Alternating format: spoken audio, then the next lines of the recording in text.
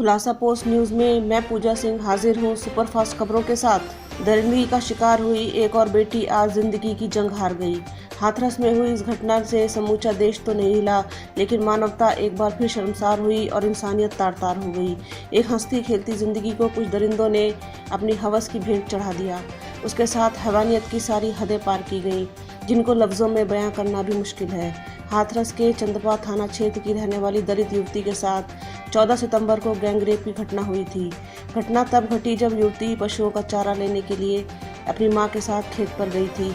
आरोप है कि गांव के ही 4 दरिंदों ने उसे एक खेत में खींचकर गैंगरेप का शिकार बना डाला और हमला करके उसे जान से मारने की कोशिश की। युवती के गंभीर रूप से घायल होने पर आनंद फानंद में उसे अलीगढ़ के JN मेडिकल कॉलेज में भर्ती किया गया। उसकी हालत को बिगड़ता देख उसे दिल्ली के सफदरजंग रेफर कर दिया गया, जहां आज वो जिंदगी की जंग हार गई और अपने पीछे छोड़ गई अनगिनत सवाल कि आखिर उसका कसूर क्या था। क्या लड़की होना उसकी गलती थी? सवाल और भी हैं जिन्हें उठाने वाला कोई नहीं है। उन सवालों के लिए गला फाड़कर चिल्लाने वाला भी कोई नहीं है। बेटियां कब तक इन दरिंदों की भेंट चढ़ती रहेंगी? इन दरिंदों के दिल में कानून का डर कब होगा? बलात्कार का शिकार हुई बेटियों को इंसाफ कब मिलेगा? खुलासा पोस्ट न्यूज़ के माध्यम से मैं ये सवाल तब तक पूछती रहूँगी जब तक कि न्याय नहीं मिल जाता बेटियों को। प्रयागराज में पति ही निकला पत्नी का कातिल, कुल्हाड़ी से की थी हत्या। जिले के नवाबगंज थाना क्षेत्र के पवनाह गांव में समूह संचालक आशा मौर्य की हत्या का पुलिस ने 1 घंटे में ही राज़फाश कर दिया। पुलिस ने शक के आधार पर पति को थाने ले जाकर पूछताछ की तो वह टूट गया और अपना गुनाह कबूल कर लिया। उसकी निशानदेही पर पुलिस ने हत्या में इस्तेमाल कुल्हाड़ी भी बरामद कर ली है। लगातार सरकार के खिलाफ सड़कों पर उतरकर युवा अब बेरोजगारी और युवाओं से संबंधित अन्य समस्याओं को लेकर प्रदर्शन कर रहे हैं। प्रयागराज में शहीद भगत सिंह की जयंती के अवसर पर एक बार फिर प्रतियोगी छात्रों ने बैंक रोड से आज़ाद पार्क तक रैली निकालने की कोशिश की, जिसको पुलिस ने रोक दिया।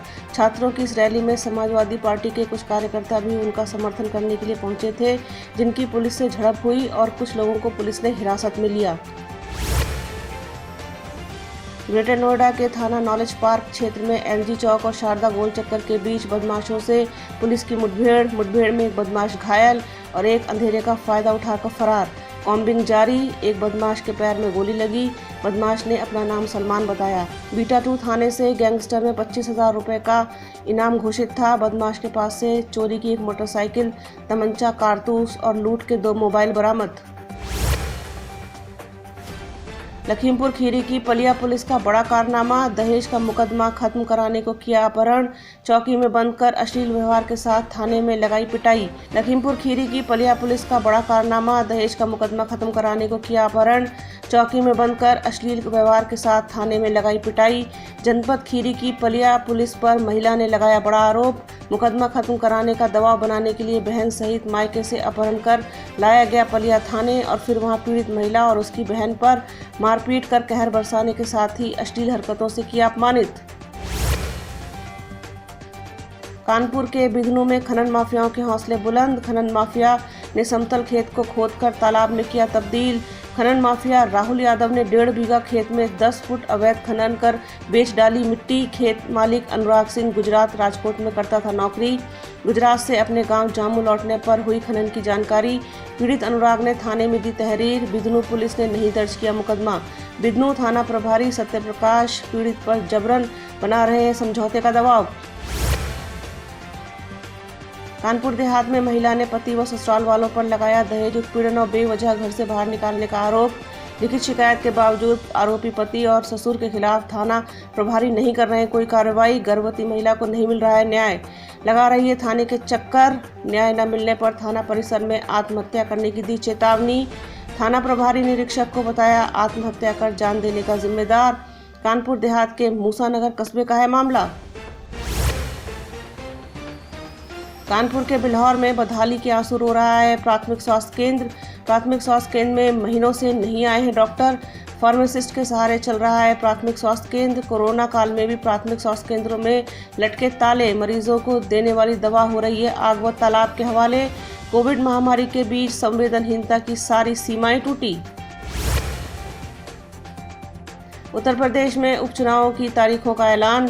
3 नवंबर को यूपी में 7 सीटों पर मतदान होगा और 10 नवंबर को उपचुनाव के नतीजे आएंगे। रामपुर की स्वार सीट पर उपचुनाव नहीं होगा। कानपुर के घाटमपुर पुलिस का अमानवीय चेहरा एक बार फिर आया सामने।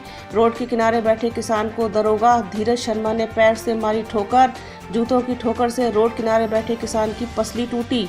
मामला बढ़ता देख दरोगा और सिपाही हुए रफू चक्कर। पीड़ित ने क्षेत्राधिकारी घाटमपुर को शिकायती पत्र देकर बताई पूरी आपबीती। क्षेत्राधिकारी घाटमपुर ने मामले की जांच कर दोषियों के खिलाफ कार्रवाई का पीड़ित पक्ष को दिया आश्वासन। खुलासा पोस्ट न्यूज में फिलहाल इतना ही। बाकी खबरों के लिए देखते रहिए खुलासा पोस्ट न्यूज नेटवर्क।